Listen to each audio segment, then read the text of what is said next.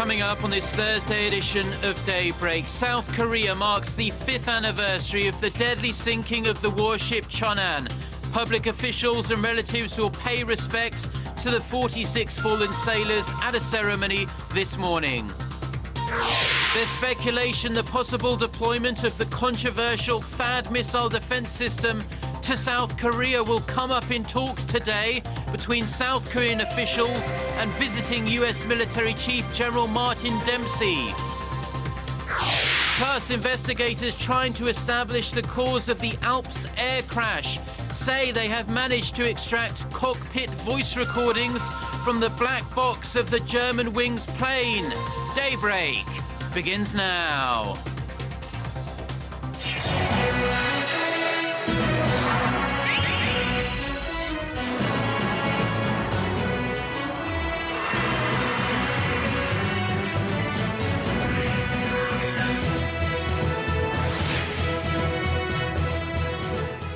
Hello and thanks for joining us. To our viewers around the world, it's 6 a.m. on Thursday, March 26th here in Seoul. I'm Mark Broom and you're tuned in to Daybreak.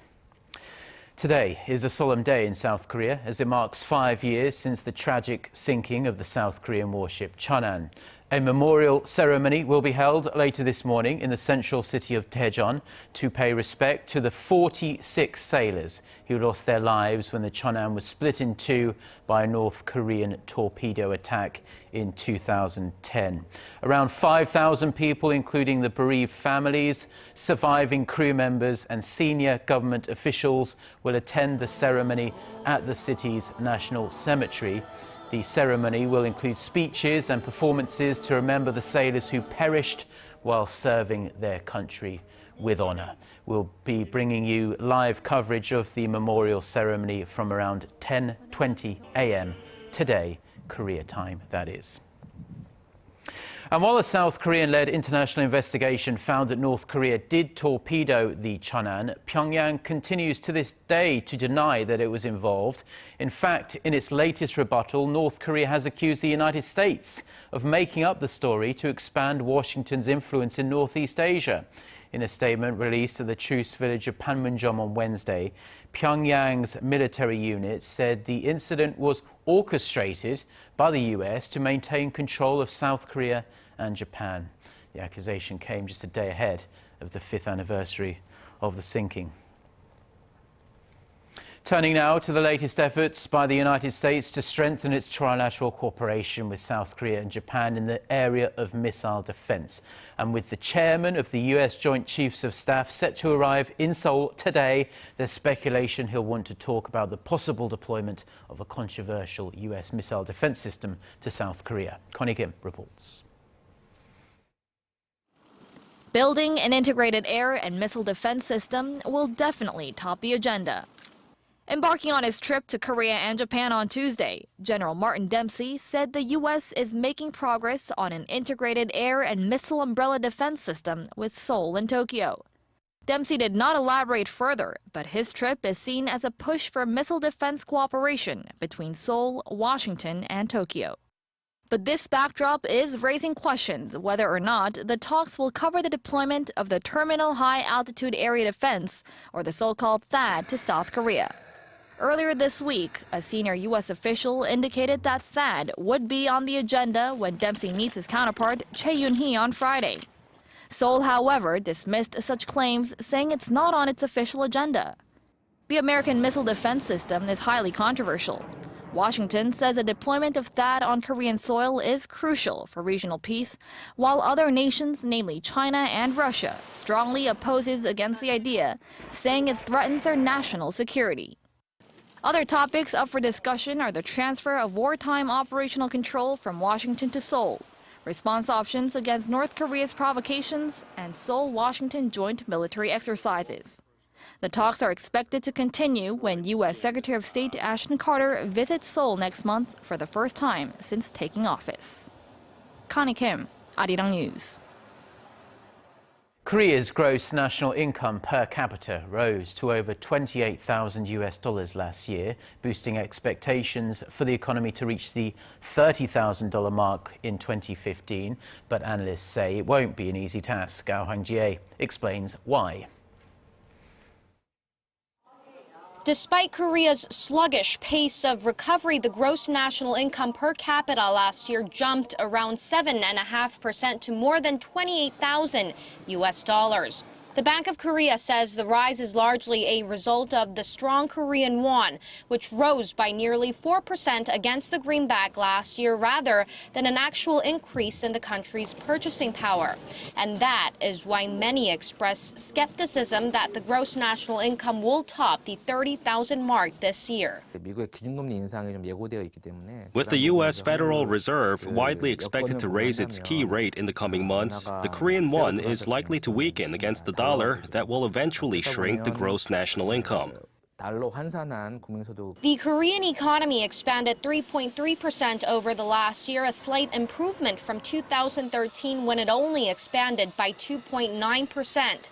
But by quarter, the economy is on a downward spiral, with fourth quarter growth marking the slowest pace since the first quarter of 2009 when the country was hit by the global financial crisis. Given that the central bank cut its latest growth forecast for the economy to 3.4% for this year, while Nomura has pegged Korea's GDP growth at 2.5%, down 0.5 percentage points from its earlier forecast. Hwang Jie, Arirang News. Now, President Park Geun-hye, who's been pushing to reform the labour market, says change is no longer a choice, but part of a survival strategy. Strong words indeed. Meeting with representatives of 100 businesses that led initiatives to create jobs last year, she praised them for their efforts to compromise with unions and to make working hours more flexible. President Park stressed that job creation is the country's top priority, adding that a favourable environment for employment will help Korea make a big leap forward. And with businesses hiring more working students, the president also vowed to invest in the service sector, where many young people, including students, seek employment. The Korean government has laid out its vision on how it plans to transform the nation over the next 5 years into a creative economy and also a global ICT leader. More than $8 billion has been earmarked to foster creative talents, support startups and add an extra sparkle to Koreans' favourite TV shows. Our Song Ji-sun reports. Creative Korea led by ICT. That's the key slogan in a new roadmap from Korea's Ministry of Science, ICT and Future Planning. The plan, dubbed K-ICT Strategies, lays out a vision for 2020. The government will inject $8.2 billion over the next 5 years, looking for a market expansion of 8% compared to the current 6% growth. Government officials hope exports will top $210 billion in 2020, up from the current $174 billion. Among the key projects unveiled Wednesday, Seoul aims to demonstrate 5G technologies at the 2018 Pyeongchang Winter Olympic Games ahead of its commercial launch in 2020. Korea also expects to become the first to launch terrestrial UHD television services that same year.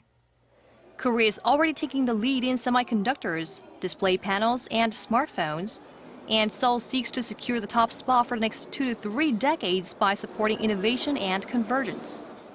The set of measures follows the ministry's restructuring announced earlier this month.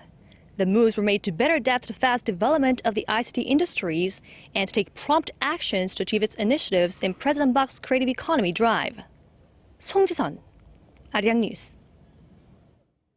Korea's main opposition party has unveiled its own proposal for the reform of the civil servants' pension system.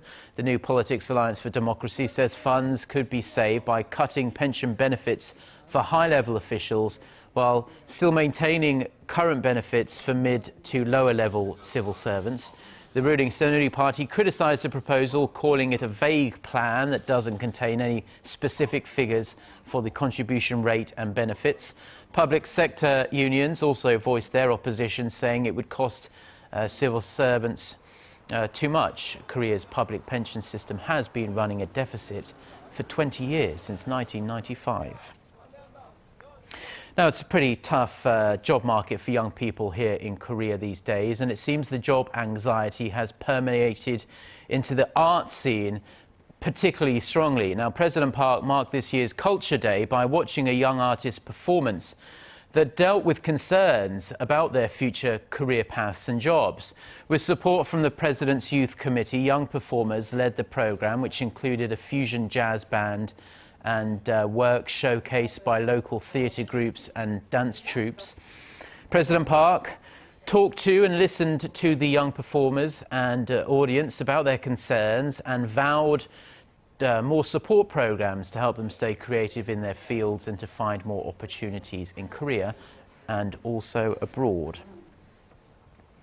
The final countdown is on for the launch of Korea's next multi-purpose satellite. The Korea Aerospace Research Institute says a rocket carrying the COMSAT-3A will blast off as scheduled from Russia's Yasny launch base at 7:08 a.m. Korea times. That's roughly 1 hour from now. If successful, the satellite should make initial contact with a base in Antarctica 32 minutes after takeoff. The satellite will orbit 500 kilometers above Earth and provide 24-hour high-definition images of the atmosphere and the Earth's surface.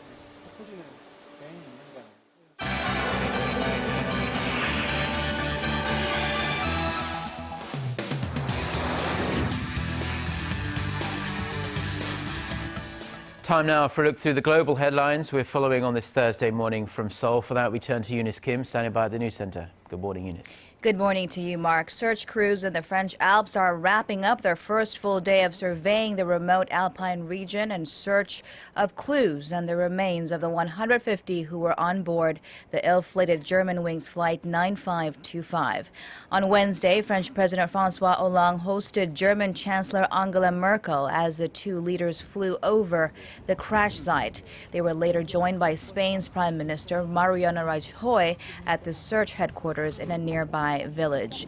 Germany and Spain bore the most casualties. Germanwings says 72 were from Germany, while the Spanish government said at least 49 were their nationals. Others were from more than a dozen countries, including Britain, Mexico, Japan, Iran, and Israel. In the ongoing investigations, authorities said usable data had been extracted from the cockpit voice recorder retrieved on Tuesday, the day the plane had smashed into the French Alps. France's Aviation Investigative Agency director said it was too early to draw any conclusions from the sounds and refused to confirm earlier comments from French President Hollande that the empty case for the plane's second black box had been found. He did, however, add that the plane was flying until the end after drastically but consistently falling from its cruising altitude of 11 kilometers. Both French and German officials said terrorism looks unlikely at this point. On to the turmoil broiling in Yemen. Reports say Yemen's President Abed Rabo Mansour Hadi has fled the country amid an advance by Shiite rebels allied with the Houthis into the southern port city where he was believed to be.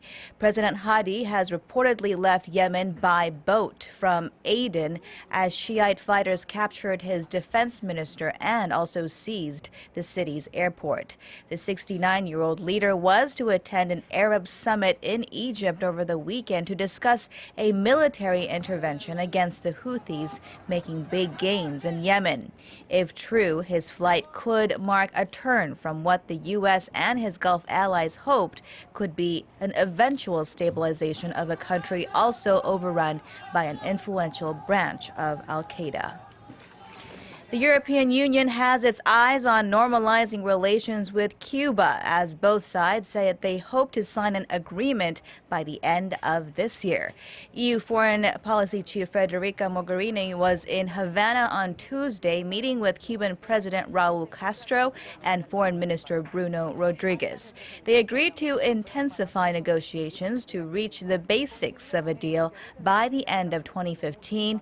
Mogherini, the highest-ranking EU official to visit Cuba in several years, also called on Washington to end its embargo on Havana. The U.S. and Cuba are pushing to restore diplomatic relations after more than 50 years of hostilities. We discussed, obviously.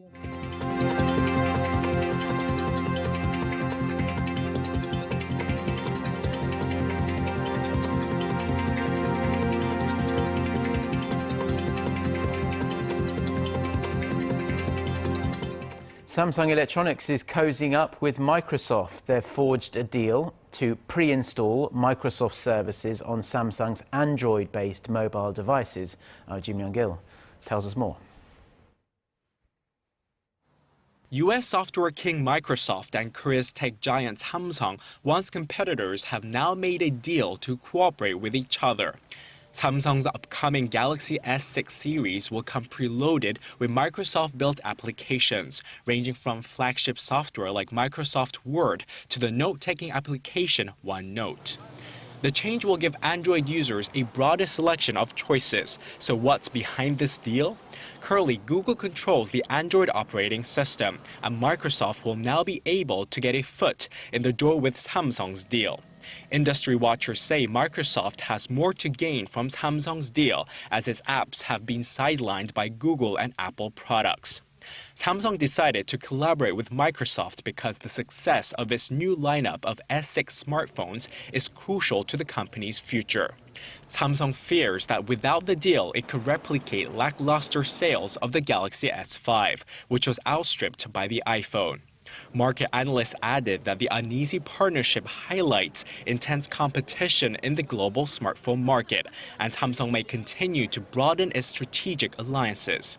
The move comes after the two pioneering companies settled a lawsuit over Android patent licensing last month, and analysts see it as a prelude to more deals in the future. Kim Young-gil, Arirang News. Now, in a new medical breakthrough, your doctor may soon be able to get information about your skin whenever and wherever you are. A Korean-American scientist has created high-tech artificial skin that can actually read the conditions of your real skin and then wirelessly send all this data to doctors. Our Park Se-young has this report. You can clench your fist and it stretches with you. You can pull and twist it, it won't rip. Plus, this artificial skin can also monitor your health. It was developed by Korean-American researcher Jang Kyung-in, who worked with a team from the University of Illinois at Urbana-Champaign. What makes Chang's artificial skin stand out is that it mimics the structure of collagen, which is what gives it the strength and elasticity of real skin. The new composition is an ideal platform for silicone-based electronic systems that sense the activity of the human body. Patients will be able to send their health information to their doctors by simply sticking the artificial skin onto their real skin, just like a Band-Aid. And because the electric sensor was designed to match the properties of human skin, users can apply it and remove it multiple times without damaging the device or the skin. The structure of collagen is like a knotted thread. It can easily extend in the beginning, as if the threads are unraveling. When collagen reaches full extension, it no longer stretches and maintains its shape, just like untangled thread. Chang says the study, which was published last week in the scientific journal Nature, doesn't just provide an advanced method of health monitoring, it also creates new opportunities for tissue engineering and biomedical devices. Park Se-young, Arirang News. Now, this year marks the 70th anniversary of Korea's liberation from Japanese colonial rule, and to remember the efforts made to win back the country's sovereignty, a traditional song close to the hearts of Koreans has been reenacted. Our cultural correspondent Kim Ji-yeon reports.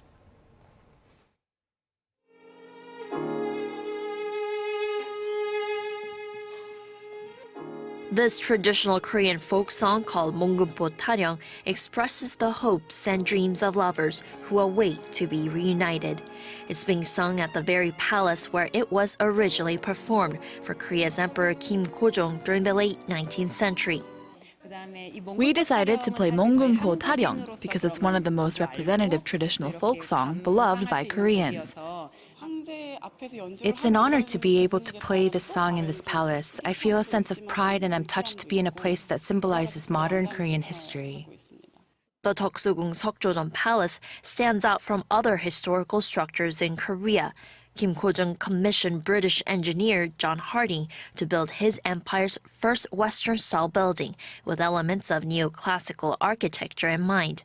After it was completed in 1910, the king often escaped there to stay grounded in times of emotional hardship and crisis.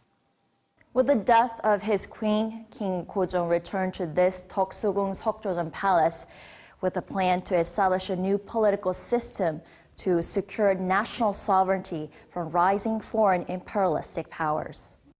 As part of efforts to reinvent the country and secure sovereignty against Japanese colonization in the early 1900s, Kim Gojong renamed his empire Daejeon, and to this day the country is commonly referred to as Daehanmin국 in Korean. To mark the 70th anniversary of the country's liberation from Japanese colonization, songs representing Korea's past and present will be performed once a month at this historical palace through August. Kim Jeon, Arirang News.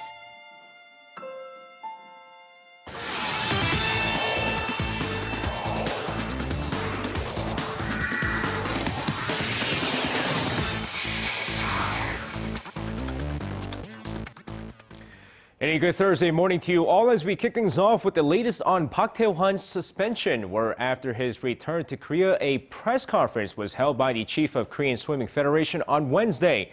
Now, Lee Ki-heung, the head of the Korean Swimming Federation, stated that the Marine boy Park Tae-hwan must apologize to everyone for his actions before the Korean Olympic Committee goes forward with discussing a possible 3-year ban. Now, Lee, who's also the vice president of the KOC, added that the committee will look into whether or not he should be punished twice. Lee Ki-heung traveled to Lausanne, Switzerland with Park Tae-hwan as the former Olympic champion was handed an 18-month suspension by FINA.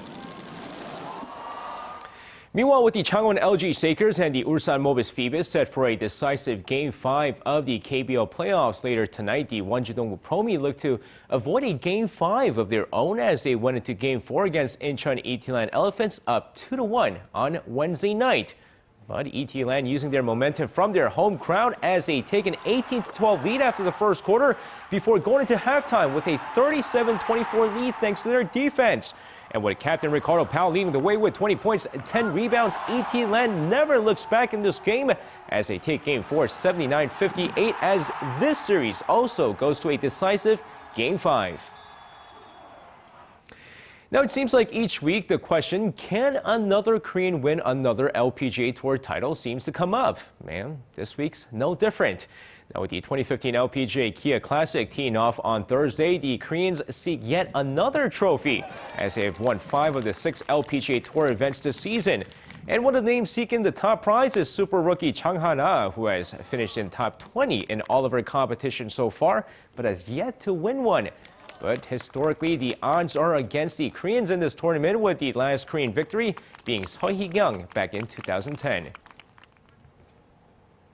Now, Kang Jung-ho of the Pittsburgh Pirates was once being called one of the hottest rookies in spring. Well, that lasted for about a week as his recent struggles at the plate has him down in the minor league camp already. Now, with the former Nexon hero currently hitting .111, including a 1-for-23 slide in the past 9 games, manager Clint Hurdle has decided to send him down to the minor league camp in order to get more plate appearances. The manager added that Kang's been late on his swings, and the only way to fix that is to see more pitches. Meanwhile, Kang Jung-ho will make his first minor league appearance on Friday. And that's going to wrap it up for me. This has been SJ. Have a great rest of the day and see you guys again for your sports needs.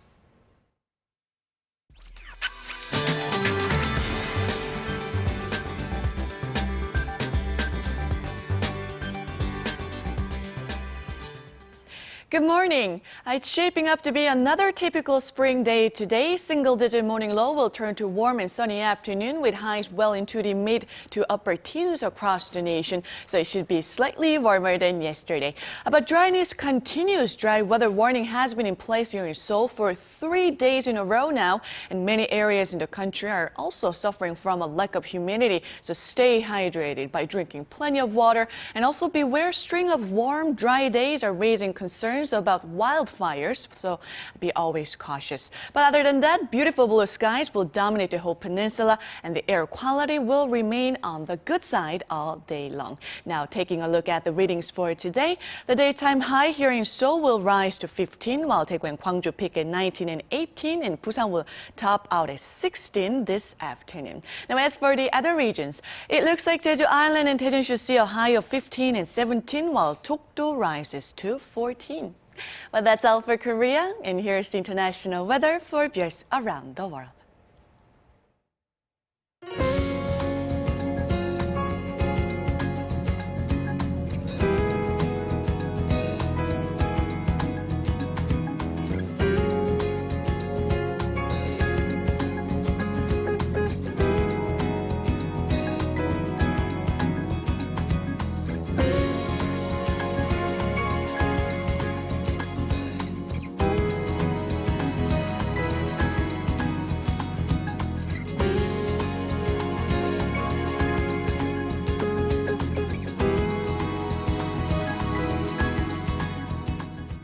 Well, that's all we have for now. Korea Today is coming up in just over half an hour's time. Have a wonderful day and do stay tuned to Arirang TV. Goodbye.